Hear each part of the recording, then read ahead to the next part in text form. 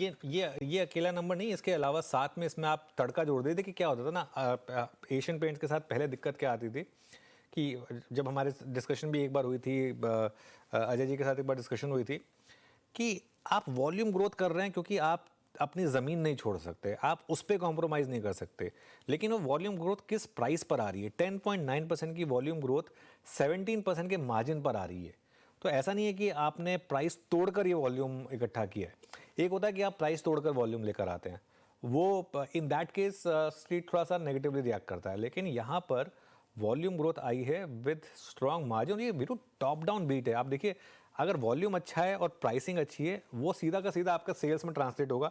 इसीलिए सेल्स में आपने इस तरीके की बीट देखी है, और क्योंकि सेल्स में इस तरीके की बीट है प्लस वॉल्यूम भी एक्सपेक्टेशन से बेटर है, इसके लिए एबिडा में जब एशियन पेंट्स की री रेटिंग हुई थी, एक 10 साल तक लगातार इस स्टॉक ने पॉजिटिव रिटर्न्स दिखाए थे। वो क्यों दिखाए थे? क्योंकि जितना इसकी सेल्स बढ़ती थी उससे ज़्यादा इसका एबिडा बढ़ता था, उससे ज़्यादा इसका प्रॉफिट बढ़ता था, और उससे ज़्यादा इसीलिए इसका स्टॉक प्राइस बढ़ता था, क्योंकि वैल्यूएशन का लगातार रीसेट होता रहता था। पिछले 3 साल में क्या हुआ था? कॉम्पिटिशन के चलते इसकी वैल्यूएशंस को मार्केट ने कंप्लीटली क्रंच डाउन कर दिया था, और नंबर्स जो हैं, एक बार तो इन्होंने डी ग्रोथ भी दिखा दी थी, जो एशियन पेंट्स की हिस्ट्री में नहीं हुआ था, सिर्फ एक कोविड वाले क्वार्टर को छोड़कर।